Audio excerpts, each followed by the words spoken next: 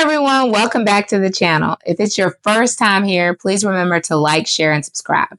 Today we're diving into something that affects every single one of us, sleep.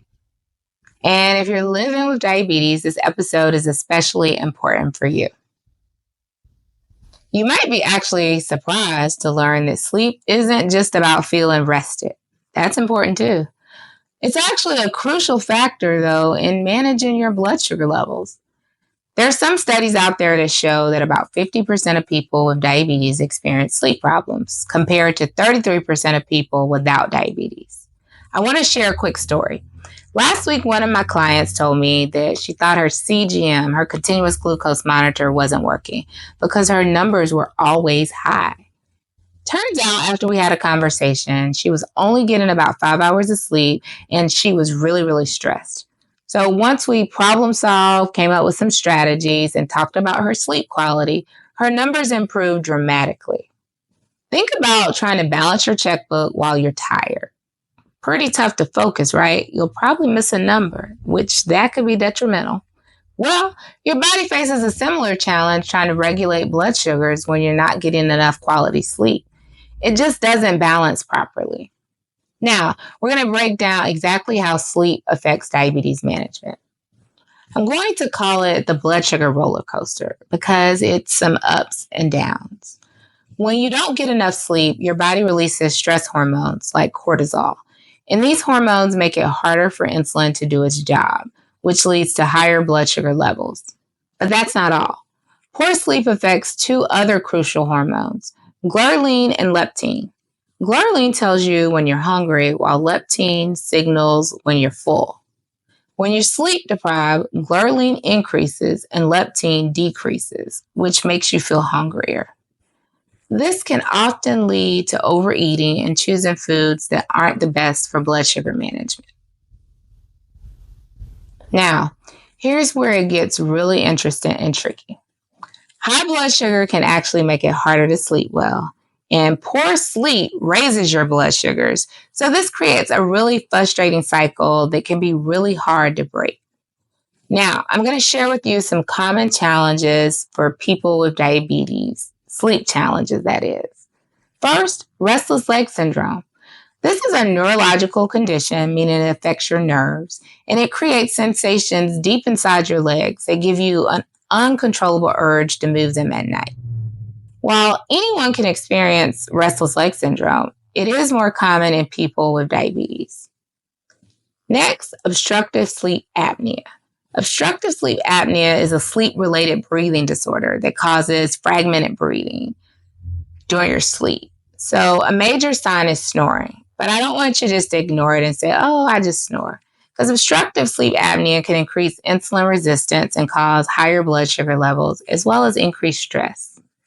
Third is shift work.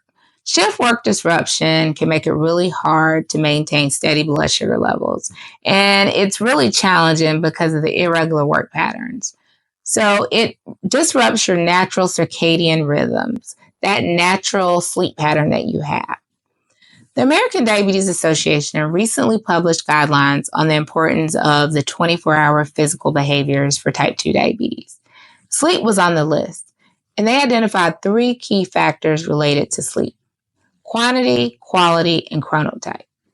Let's start with quantity.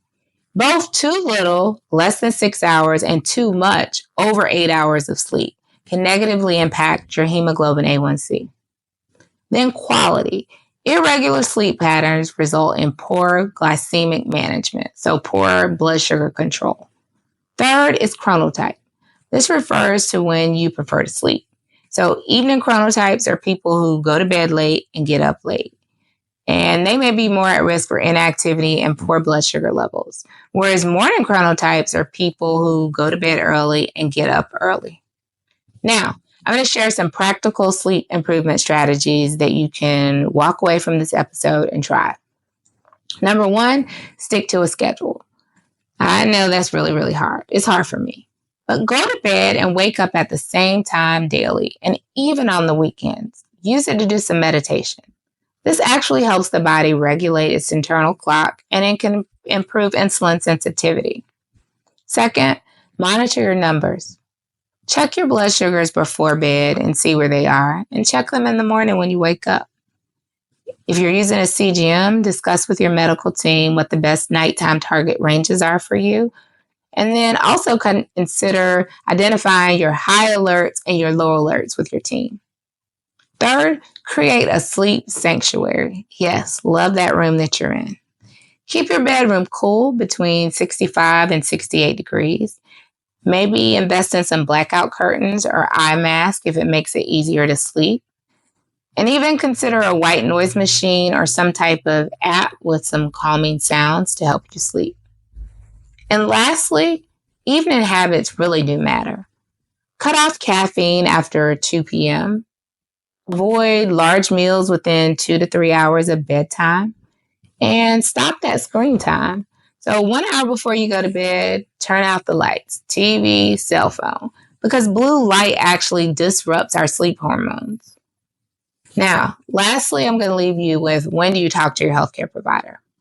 If you're consistently having trouble falling or staying asleep, if you snore or gasp loudly, or someone tells you snore and gasp loudly, that's the time to see your healthcare provider. If your blood sugar pattern shows significant overnight fluctuations, if you're experiencing frequent nighttime lows, that's another time to talk to your healthcare provider.